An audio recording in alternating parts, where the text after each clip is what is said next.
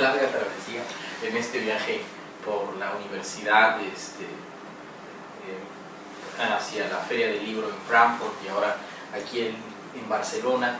Tener el gusto de platicar con usted, doctor Manuel Cruz. Creo que es muy interesante platicar con una de las figuras centrales dentro de la filosofía contemporánea hoy en España y también en Latinoamérica sobre esta pugna, ¿no? por la reflexión, nuevamente, por darle un espacio a la filosofía y sobre todo hacerla una reinterpretación de la filosofía como una visión también del pasado. A mí me gustaría empezar con una pregunta que desde que leí su libro que realizó junto con Batin, Pensar el siglo, hablar de la condición posmoderna. ¿Por qué es necesario hablar hoy de posmodernidad? Bueno, de posmodernidad se viene hablando explícitamente desde los años 70. Y yo creo que hay algo que vale la pena recordar, y es que los argumentos centrales de la posmodernidad de alguna forma ya estaban en germen en filósofos anteriores. En concreto, yo siempre he pensado que el gran antecedente de la posmodernidad es el libro de Adorno y Horkheimer, Dialéctica de la Ilustración. Entonces, en ese libro creo que ya se pasan cuentas con la modernidad, con sus excesos y con sus patologías. Lo que pasa es que ese es un libro premonitorio para entendernos, y es en los años 70, que son años de crisis, no lo olvidemos, y la crisis política. En los 70 son los años de la crisis de energía, de una gran crisis política al rebufo de lo que había sido los años 60, se empieza a plantear de nuevo un ajuste de cuentas con la modernidad. Entre otras cosas porque efectivamente el gran proyecto emancipatorio de la modernidad, sea en una variante más conservadora, sea en una variante más progresista, parecía estarse saldando con un fracaso. Y en ese sentido hacía falta una lectura, una relectura de la modernidad. Y eso es lo que hace la llamada posmodernidad. La idea de lo posmoderno, como usted ya mencionó, empezaba con Lyotard, pero también surge la idea del pensamiento de la diferencia, que también surge en Francia y bueno, también en Alemania. ¿Por qué hoy en día también es necesario, en los tiempos de la crisis económica, retomar estos conceptos de la diferencia? Bueno, por muchas razones, pero quizá la más importante tiene que ver con el mismo argumento que estamos planteando, es decir, la modernidad ilustrada, la modernidad decimonónica, la modernidad racionalista, tenía como uno de sus conceptos fundamentales la universalidad, y eso lo consideraba una de sus conquistas, desde el punto de vista del conocimiento, desde el punto de vista de la política, desde el punto de vista del derecho. Desde el punto de vista del conocimiento está muy claro: sin posibilidad de universalización no hay conocimiento en sentido fuerte. Las leyes científicas, son formidables instrumentos de universalización que nos permiten hacer predicciones, que nos permiten controlar, etc. En el plano jurídico, por ejemplo, un avance tan sustantivo como la Declaración de Derechos Humanos es la Declaración Universal de Derechos Humanos. Entonces, en ese sentido, el universalismo o la universalidad parecía que era una determinación, era una victoria de la modernidad. El problema es que efectivamente cuando a partir de un cierto momento empieza a hacerse evidente que este punto de vista universal o universalizador, ese punto de vista totalizador, totalizante, puede ser totalitario. Cuando se ve que hay una universalidad que lo que hace es de alguna forma aplastar las diferencias, es cuando se reivindica, espérate, las diferencias son absolutamente fundamentales. En un momento determinado nuestra obsesión por conocer, controlar, dominar, aunque sea con un buen fin, puede tener efectos perversos, puede tener efectos indeseados, que los ha tenido en muchísimos campos, muchísimos campos. Yo creo que es la conciencia de esto, la conciencia, digámoslo así, de los excesos de la universalidad o las patologías de la universalidad los que hacen, digamos, necesario pensar todo tipo de diferencias.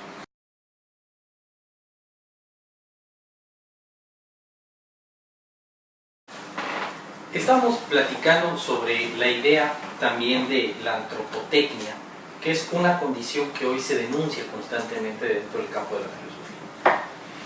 Sí, bueno, a mí me parece que el desarrollo tecnológico ha tenido unos efectos realmente enormes, no solamente sobre nuestra realidad material, que eso es incuestionable, sino también sobre lo que Foucault llamaría nuestros modos de subjetivación, nuestros modos de entendernos a nosotros mismos, nuestros modos de pensarnos en el mundo, y en aspectos muy importantes, muy importantes. La técnica, una de las características más llamativas del desarrollo tecnológico, uno de los efectos más llamativos del desarrollo tecnológico, es el hecho de que ha hecho saltar por los aires la distinción entre lo posible y lo inverosímil. En este momento, esto lo señala muy bien Anders, en este momento la imaginación es una facultad casi obsoleta. Casi obsoleta. Pero la producción en este momento va por delante de la imaginación. Nosotros no solamente no entendemos el funcionamiento de la mayor parte de objetos tecnológicos que nos rodean, sino que somos incapaces de distinguir qué hoy, si nos dijeran, ¿usted cree que esto es posible? ¿Usted cree que esto ya se está investigando?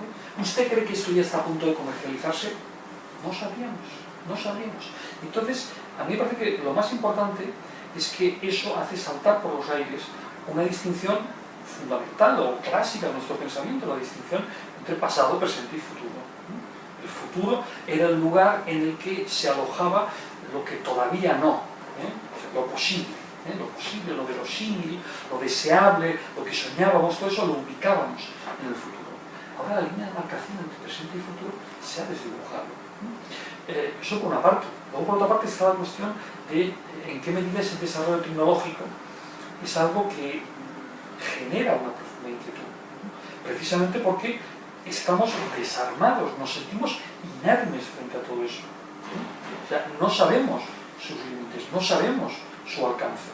En cierto modo, hoy se han materializado, por lo menos en el sentido de que ya están las condiciones de, igual que se han materializado las condiciones de posibilidad, bueno, de algunas de las viejas utopías, también se han materializado las condiciones de posibilidad de las peores disutopías.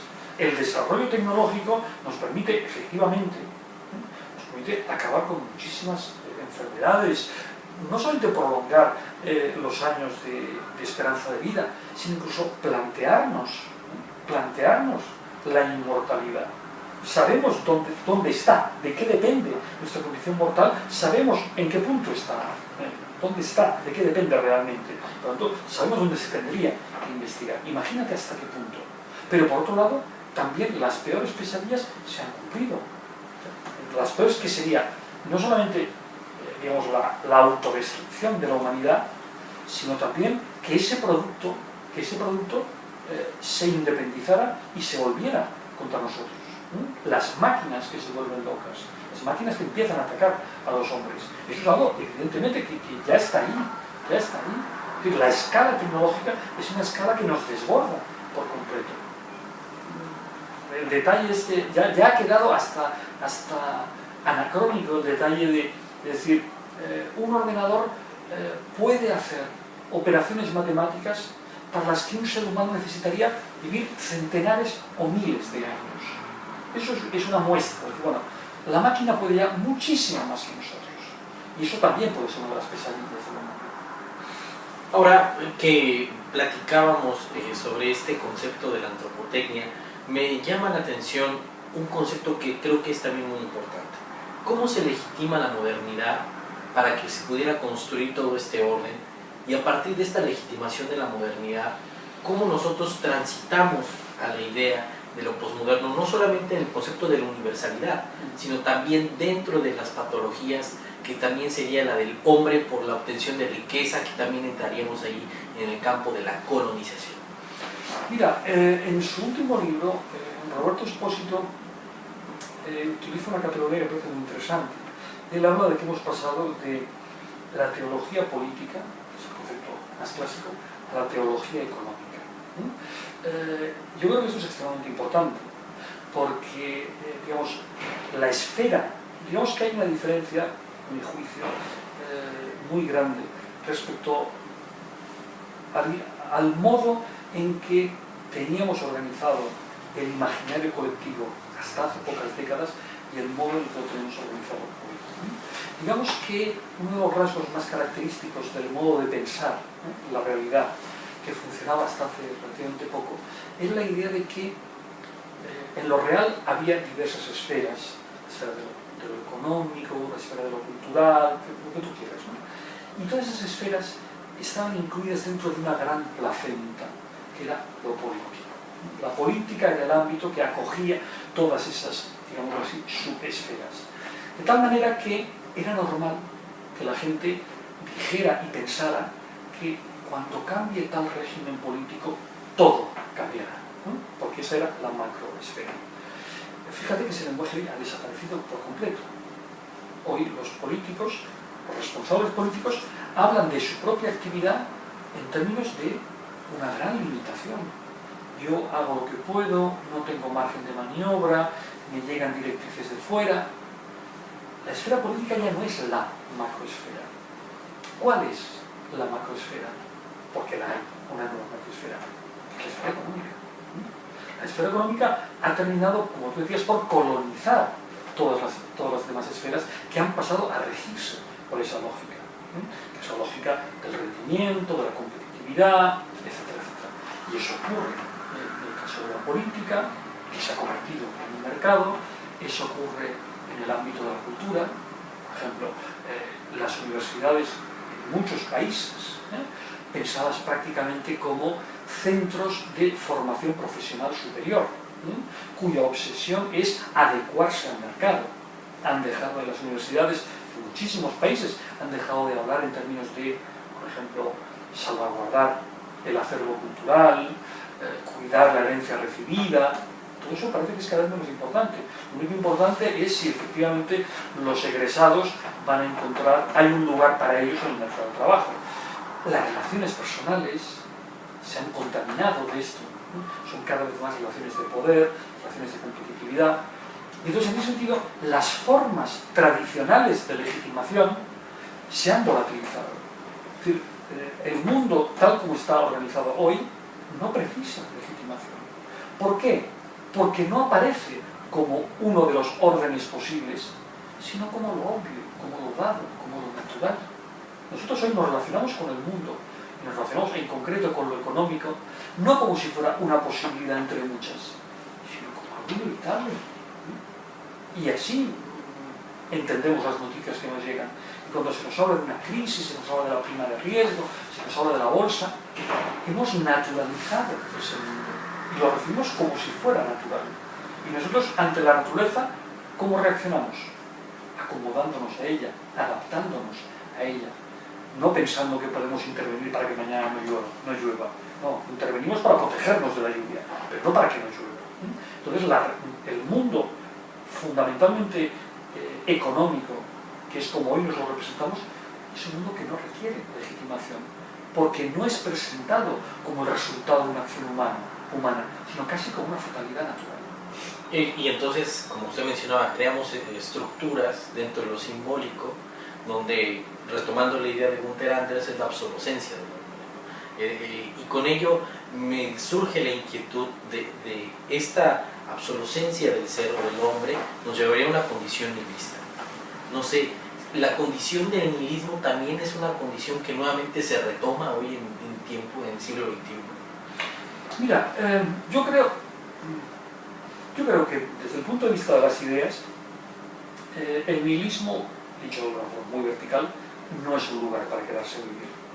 Es un lugar por el que hay que transitar, por el que hay que pasar, pero no es un lugar para quedarse a vivir. Desde el punto de vista de las ideas mismas. Pero es que luego, desde el punto de vista de lo real, desde el punto de vista de cómo está hoy organizado el mundo, desde el punto de vista del modelo civilizatorio en el que estamos, el nihilista no es el tipo más funcional. No es el tipo más funcional. Digamos, hay algunos autores que lo han planteado, ¿no? Es como si dijéramos, en nuestra sociedad hay dos figuras que son disfuncionales. Hay muchas que son disfuncionales, pero hay dos modelos que son extremadamente disfuncionales, ¿no? El deprimido y el enamorado, que para mí son dos figuras antagónicas, ¿no? El deprimido porque ni tiene energía ni desea nada, por tanto ni es productivo ni es consumidor. El enamorado tiene energía y desea, pero desea una sola cosa, que además no es un bien, no es una mercancía, desea a una persona, por tanto tampoco interesa. Es decir, desea mucho, pero no desea ningún producto, no consume. Es plenamente feliz en presencia de la persona amada, tampoco es funcional. Entonces hay que ser productivo, el modelo de nuestra sociedad es, hay que ser productivo y consumidor. Hay que ser productivo y consumidor. Lo cual requiere pues, una cierta dosis de, primero de, ¿cómo diría yo? Una vulnerabilidad importante, claro. No se puede ser crítico. Una persona crítica sería consciente de sus necesidades y no andaría consumiendo cada 2 por 3, ¿no? Ha de ser, digamos, no ha de ser muy crítico, pero tampoco puede ser escéptico, absolutamente escéptico. Tiene que ser suficientemente crédulo, para tener el punto justo para ser un individuo funcional. Es curioso, porque si hiciéramos una sociología, no es de la cultura, de los productos en los que se representa el mundo, veríamos que la figura literaria antinihilista, que era por ejemplo la figura del perdedor, etc., es una figura que no tiene la centralidad, por ejemplo la historia del cine, ¿no? No tiene hoy la centralidad que tenía en otros momentos. Era una figura antes extremadamente atractiva, ¿no? De identificación con el perdedor. Hoy tiene mucho menos peso. Tiene más centralidad el tipo competitivo, el tipo peleón, el tipo, digamos que lleva hasta el final la lucha por la vida. Es una figura más frecuente hoy en día, es más el modelo que se presenta que no la figura del nihilista, del perdedor, del desafecto a todo. Hace un momento mencionaba a Foucault en las técnicas de subjetivación, y uno de los grandes libros también de Foucault es La hermenéutica del sujeto, un curso del Collège de France, muy interesante, pero el título te invita a una reflexión importante, ¿no? Nosotros cómo podemos en tiempos relativos o en tiempos de la construcción de la realidad hablar de la hermenéutica o de desentrañar el ser o el sujeto. Sí, realmente parece que es un lenguaje un poco excesivo, ¿no? Exageradamente ambicioso, ¿no? Probablemente hace pocas semanas tenía la oportunidad de hablar con Roberto Espósito de estos temas y, como sabes, él en los últimos tiempos está reivindicando más el concepto de persona que el concepto de sujeto, ¿no? Pero el concepto de persona de una forma muy etimológica, o sea, no tal como se hablaba del concepto de persona, supongamos, en el personalismo cristiano, que en el fondo era una variante del concepto de hombre con mayúscula, ¿no? Sino en el sentido etimológico, es decir, persona del personal, la máscara, la resonancia, que en ese sentido no estaría muy lejos de un planteamiento nietzscheano, y que se podría abordar desde otros puntos de vista. Es decir, sería cuestión de aceptar que aquello que nosotros somos es una construcción. Lo único que pasa es que es una construcción respecto de la cual nosotros tenemos alguna capacidad de intervención. Y creo que es en esa transacción donde se juega la hermenéutica. Eso implica, por supuesto, reconsiderar muchas cosas. Por ejemplo, reconsiderar la naturaleza del pensamiento.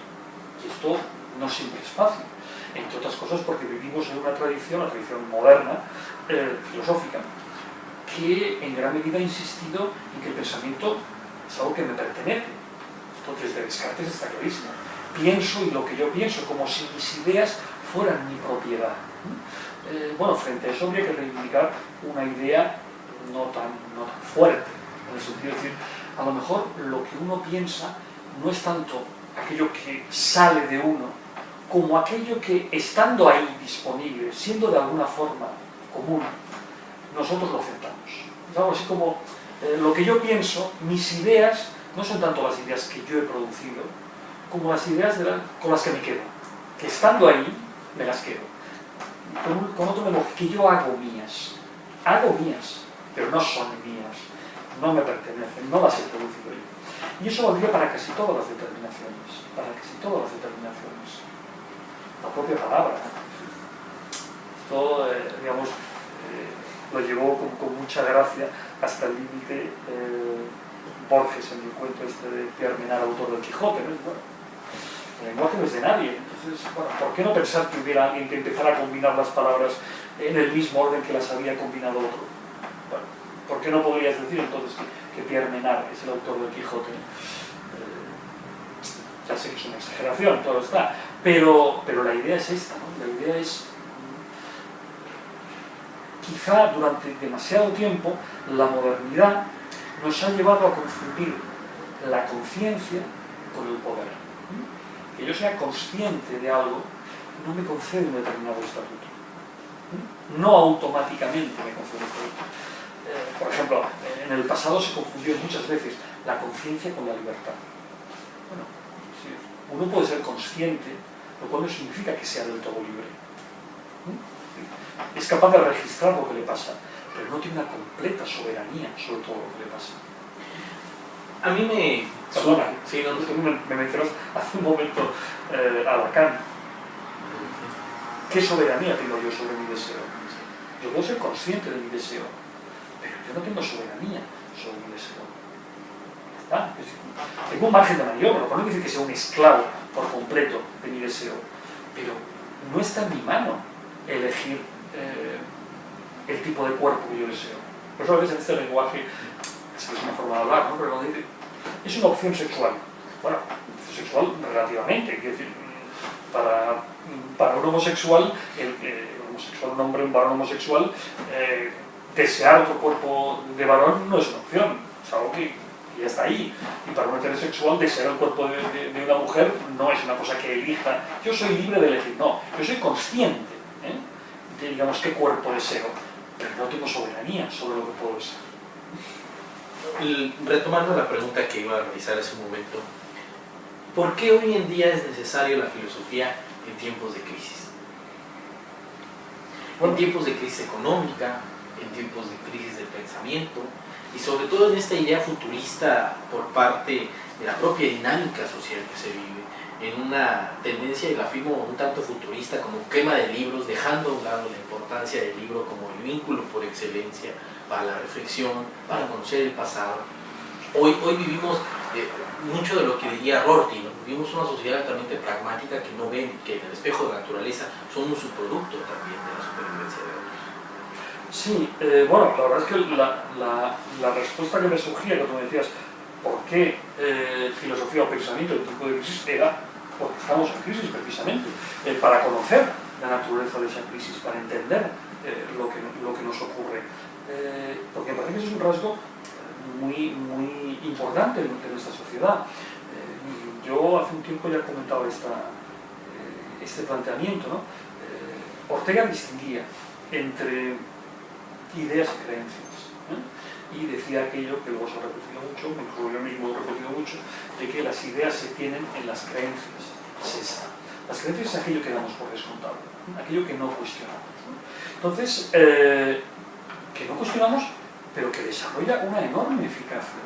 Por ejemplo, nuestra sociedad, que ahora está en crisis, hasta hace 4 días, cuando no estaba en crisis, una cosa que daba por descontado era que el objetivo del enriquecimiento era un objetivo, el mejor de los objetivos que la gente se podía plantear, o que, en fin, o que era perfectamente legítimo que en aras a alcanzar una posición superior, pues bueno, el otro fuera visto como un rival al que se le podía dejar regado.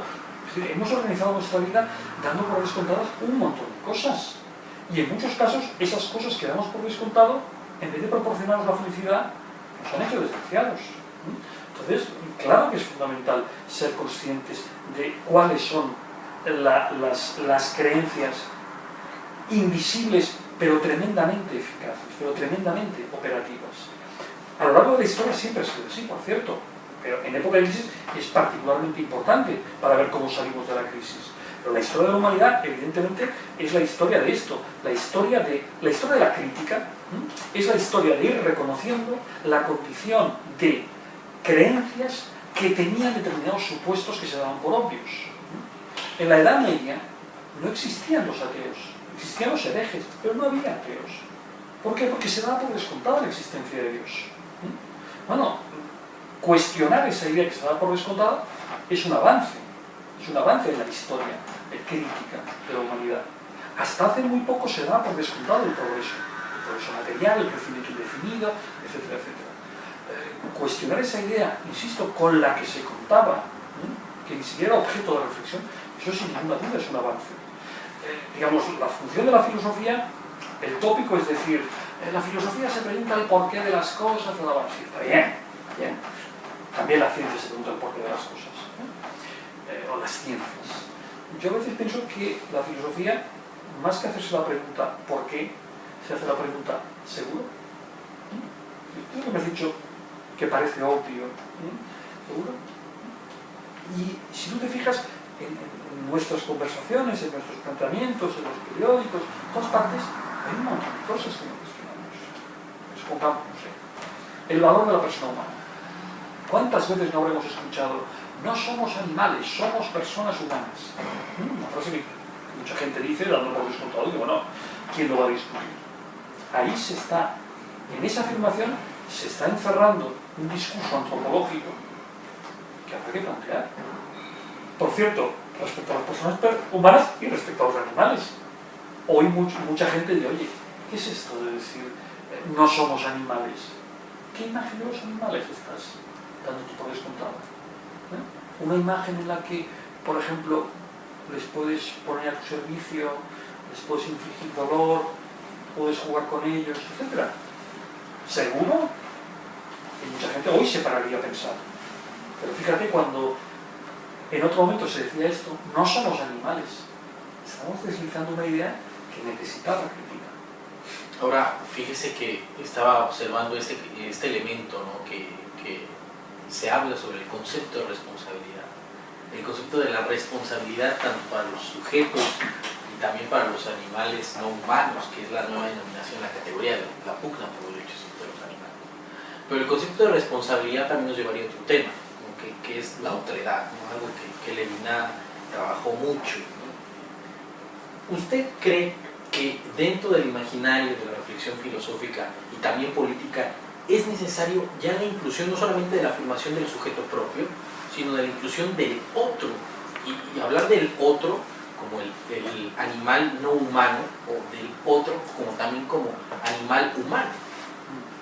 Bueno, que hay que incluirlo por descontado, y al hilo de la responsabilidad por descontado. A mí me parece que el concepto de responsabilidad es un concepto absolutamente fundamental, clave en el pensamiento moderno. Porque, por cierto, el concepto de responsabilidad es un concepto moderno, es un concepto reciente. El de culpa no, el de culpa es ancestral, el de responsabilidad es bien reciente y tiene que ver con algo que sin ninguna duda es un avance, con la idea de que hay que responder del daño causado. Esto es un cambio enorme desde el punto de vista cultural. La idea de que ningún sufrimiento puede quedar sin alivio, eso es importantísimo.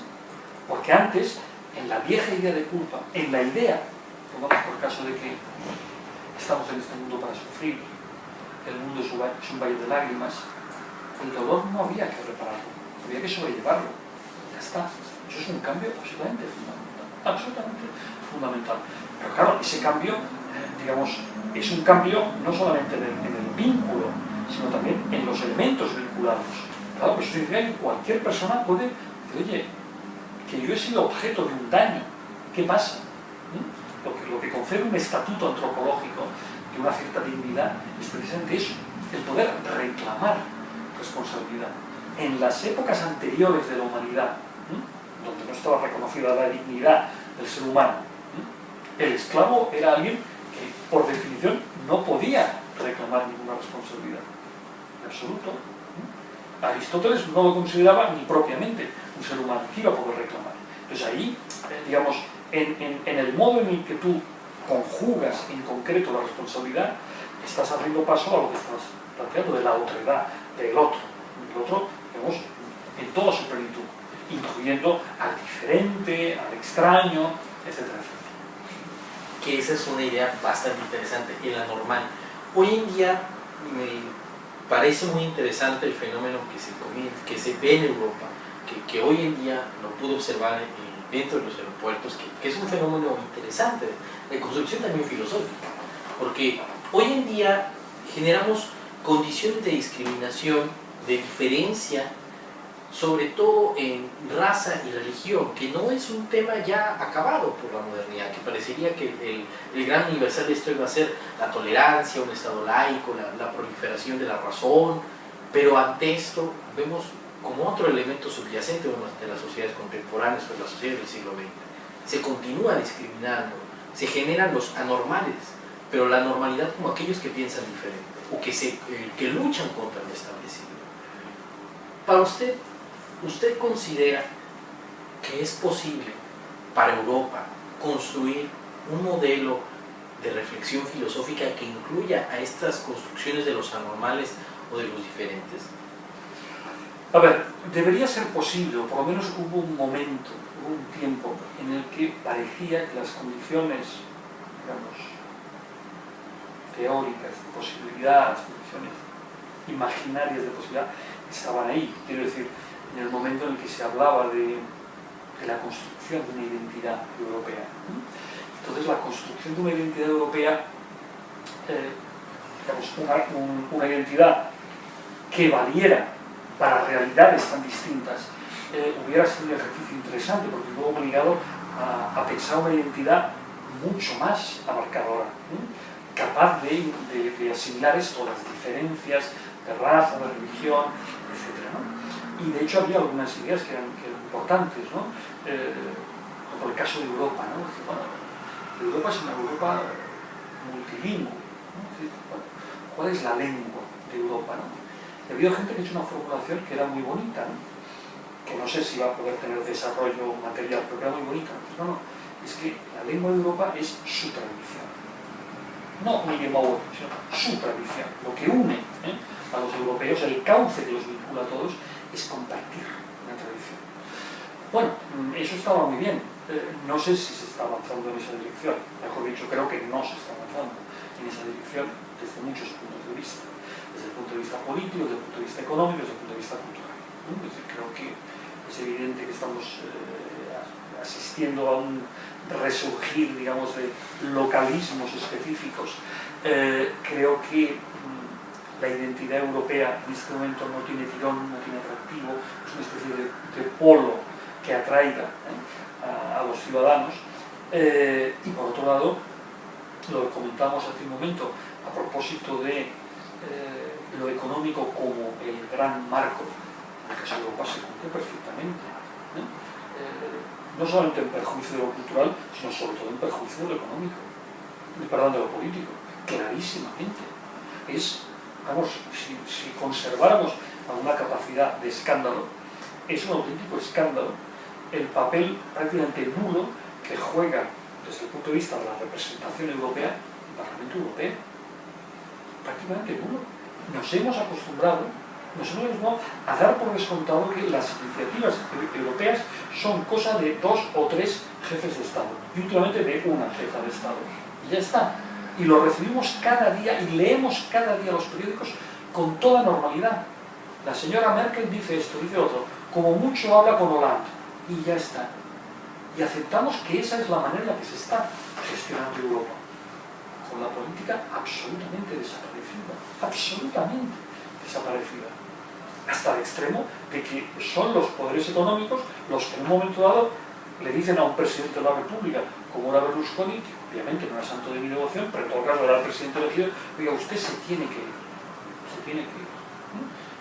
y además fue explícito, o sea, no fue una especie de maniobra, subterfugio que interpretamos que no, se hizo público, ¿no? Que le dijeron, oiga, se tiene que ir, usted no puede seguir la escuela política gestionando esto desde el poder económico. El caso de Grecia fue exactamente igual. En un momento dado se plantea en Grecia hacer un referéndum y le dicen, no, un referéndum no se tiene que hacer ese referéndum. Yo puedo estar en desacuerdo con la idea, puede parecer poco afortunada, pero bueno, alguna autonomía de tener lo político. No tuvo ninguna. Ninguna. De parte de los poderes económicos se indicó, no, ese referéndum no se puede hacer. Y no se hizo. No se hizo.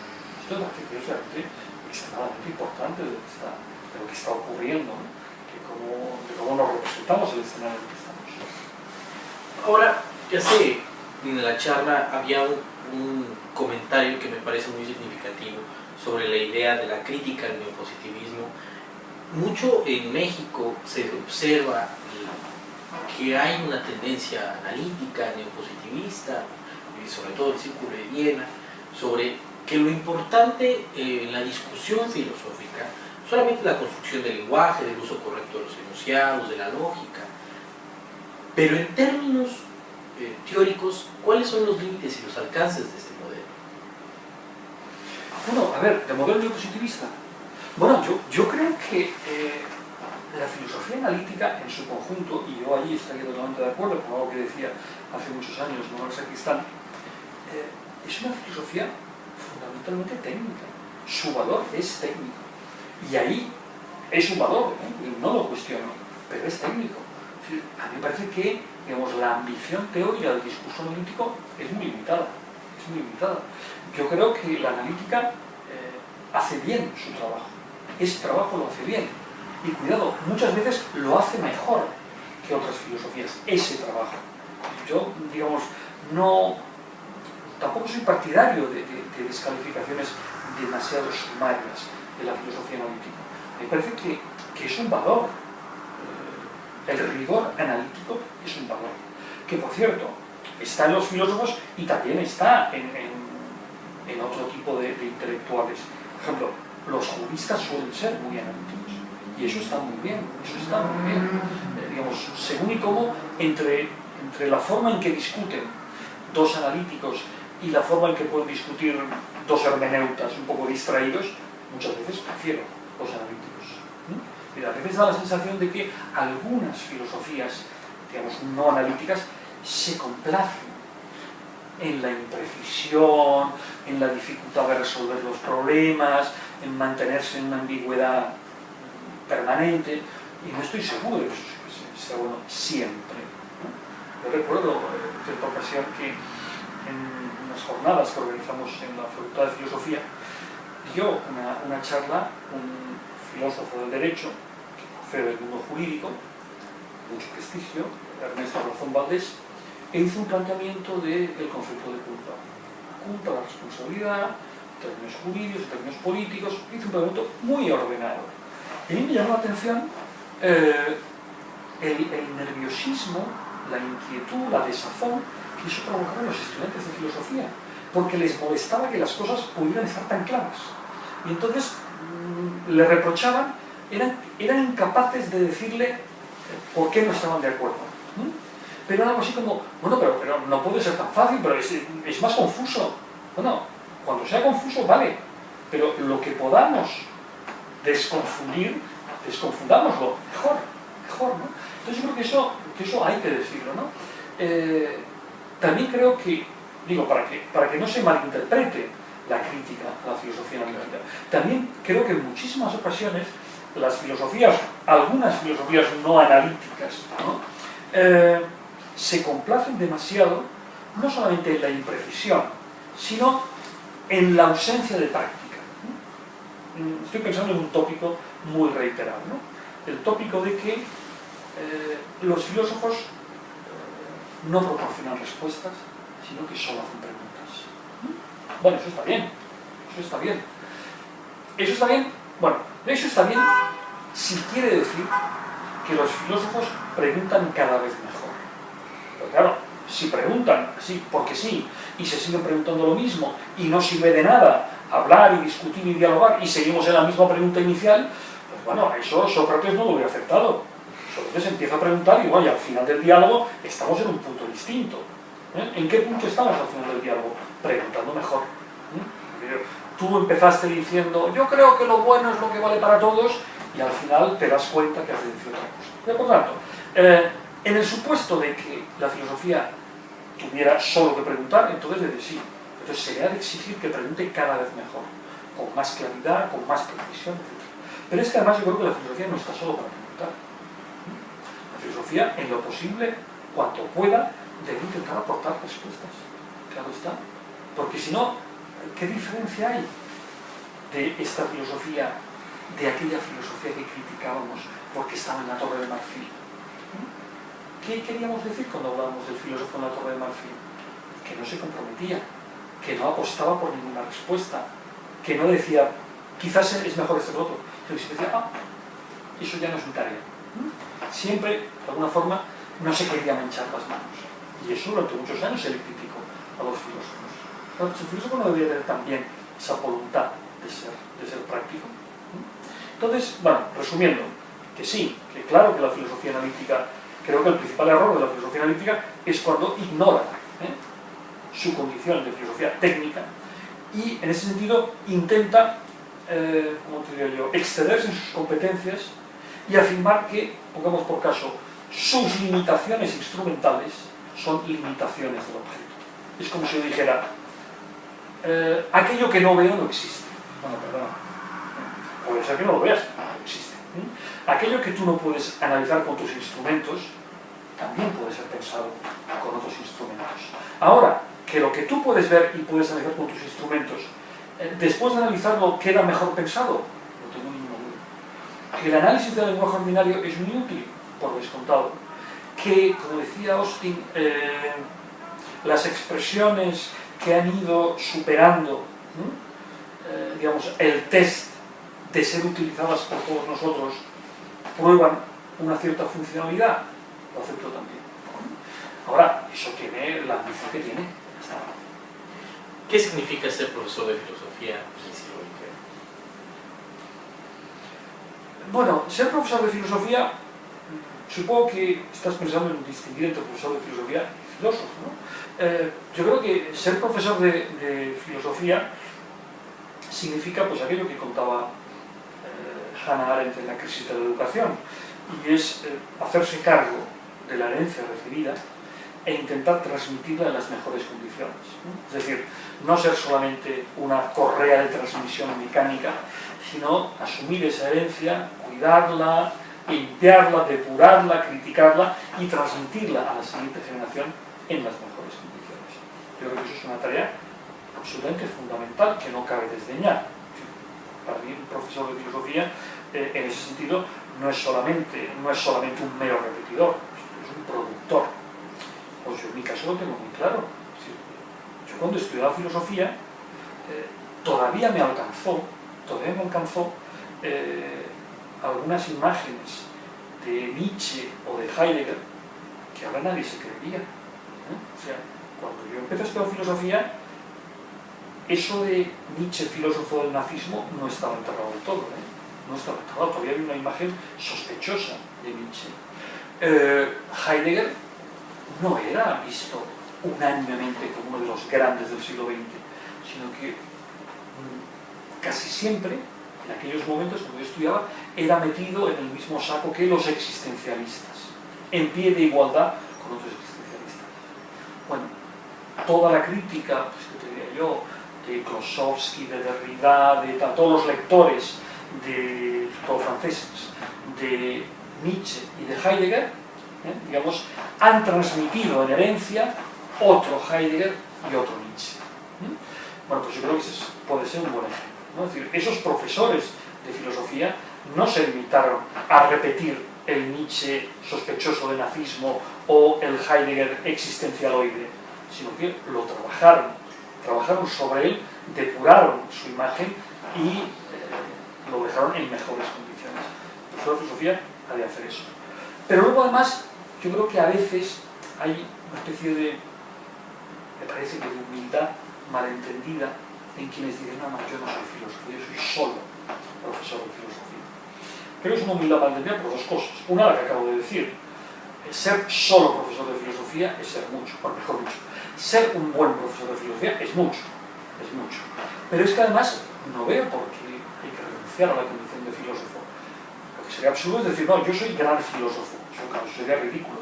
Es decir, soy filósofo, es decir, me gustaría ser capaz de, además de transmitir la herencia recibida, por ejemplo, pensar mi presente, Eso me parece que es una aspiración totalmente legítima.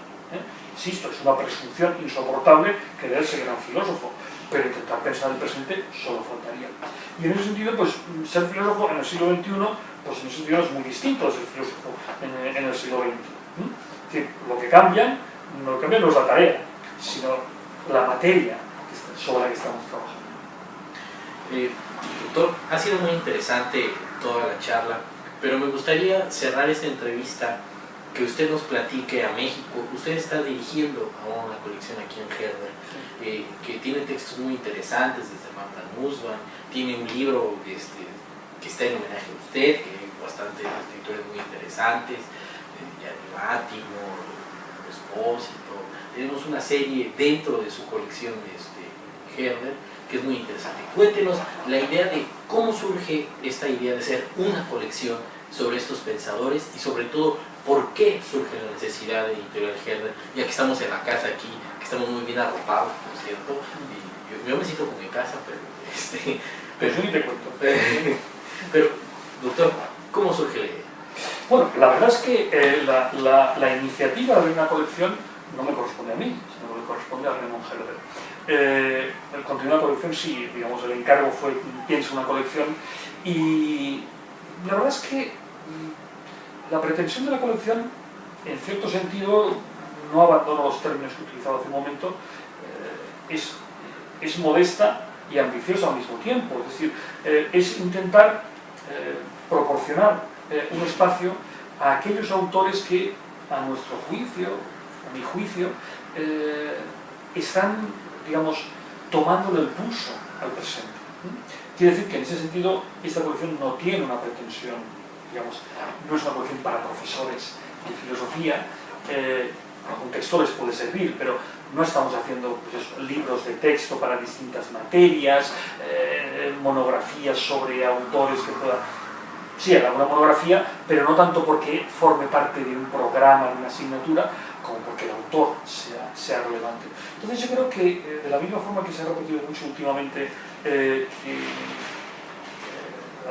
la expresión ontología del presente, pues yo creo que esta colección lo que pretende ser es una biblioteca de nuestro tiempo, casi una biblioteca de nuestro momento, ¿no?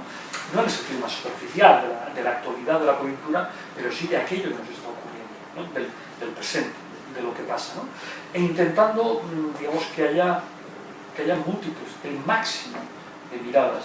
Entre otras cosas porque, claro, estamos convencidos que no existe aquello que diría Platón desde el punto de vista de Dios, que otros dirían que es el punto de vista de la objetividad o de la cientificidad, sino que lo que hay que intentar es acoger una pluralidad lo más representativa posible, lo más rica posible, lo más sugestiva posible, de tal forma que la suma, ¿no?, de esa pluralidad sea una visión lo más completa de lo que está pasando, o mejor dicho, de lo que nos está pasando. Porque lo que es verdad es que si tuviésemos que buscar un denominador común, no sería fácil para todos los autores, es que los autores de lo que hablan, en lo que piensan, es en lo que nos está pasando. Reflexionan sobre, por utilizar un término muy clásico, sobre lo humano, con todo lo complicado que es hablar de lo humano. Doctor, creo que ha sido muy interesante toda esta charla. Creo que se dejan muchos puntos, visiones y temas que son necesarios pensar, reflexionar, analizar, escribir, ¿no? Sobre todo el placer por escribir nuevamente y reposicionar, como mencionaba, y es una aseveración personal, de que el libro sigue siendo hoy por hoy el vínculo por excelencia de la cultura. Y pues en esta colección esperamos que desde México, con Editorial Herder México, que nos está ayudando a traer este material para allá, ustedes haciéndolo, nosotros aquí un poco entrometidos en este espacio, porque venimos desde muy lejos. Le agradezco mucho la posibilidad de poder platicar con usted y sobre todo a los estudiantes de México y al público mexicano y también de Latinoamérica y del proyecto Graducen haya sido muy satisfactorio. Para mí, a título personal, ha sido las mejores charlas que he tenido en mi corta vida. Para mí también, muchas gracias. Doctor, ha sido un gustazo.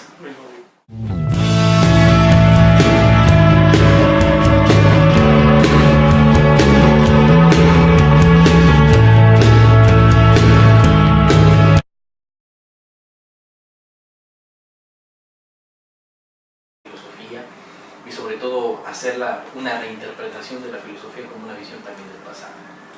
A mí me gustaría empezar con una pregunta que desde que leí su libro que realizó junto con Batin, Pensar el siglo, hablar de la condición posmoderna. ¿Por qué es necesario hablar hoy de posmodernidad? Bueno, de posmodernidad se viene hablando explícitamente desde los años 70. Y yo creo que hay algo que vale la pena recordar, y es que los argumentos centrales de la posmodernidad de alguna forma ya estaban en filósofos anteriores. En concreto, yo siempre he pensado que el gran antecedente de la posmodernidad es el libro de Adorno y Horkheimer, Dialéctica de la Ilustración. Entonces, en ese libro creo que ya se pasan cuentas con la modernidad, con sus excesos y con sus patologías. Lo que pasa es que ese es un libro premonitorio para entendernos, y es en los años 70, que son años de crisis, no lo olvidemos, y la crisis política, cuando se ve que hay una universalidad que lo que hace es de alguna forma aplastar las diferencias. Es como se reivindica, espérate, las diferencias son absolutamente fundamentales. En un momento determinado nuestra obsesión por conocer, controlar, dominar, aunque sea con un buen fin, puede tener efectos perversos, puede tener efectos indeseados, que los he tenido en muchísimos campos.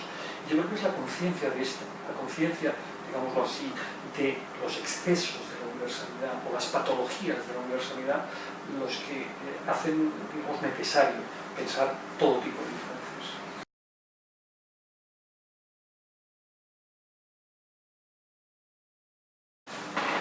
Estamos platicando sobre la idea también de la antropotecnia, que es una condición que hoy se denuncia constantemente dentro del campo de la filosofía. Sí, bueno, a mí me parece que el desarrollo tecnológico ha tenido unos efectos realmente enormes, no solamente sobre nuestra realidad material. Los efectos son los años de la crisis de energía, de una gran crisis política al rebufo de lo que había sido los años 60, se empieza a plantear de nuevo un ajuste de cuentas con la modernidad. Entre otras cosas porque efectivamente el gran proyecto emancipatorio de la modernidad, sea en una variante más conservadora, sea en una variante más progresista, parecía estarse saldando con un fracaso. Y en ese sentido hacía falta una lectura, una relectura de la modernidad. Y eso es lo que hace la llamada posmodernidad.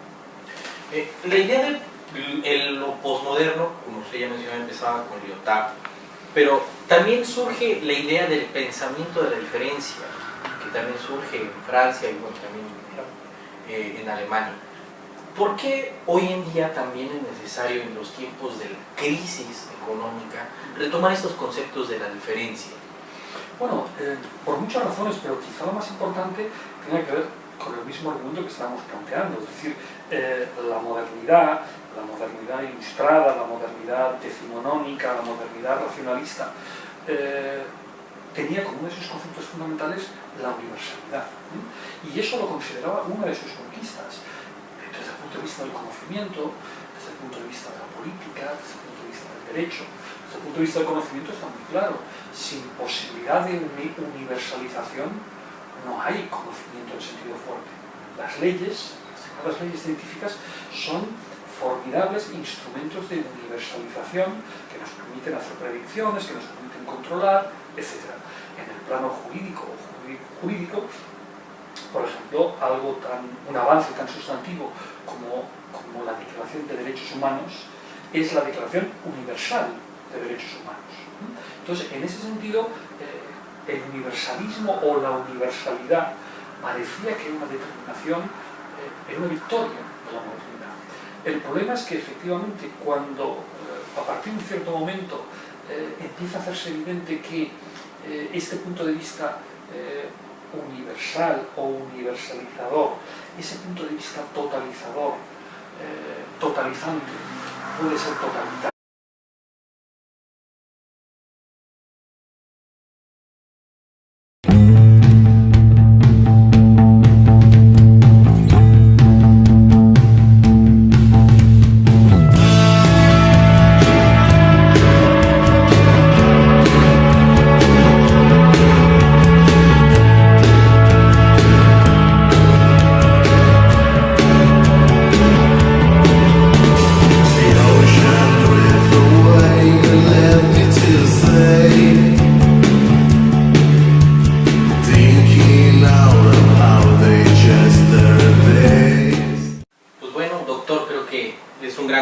después de toda una larga travesía en este viaje por la universidad,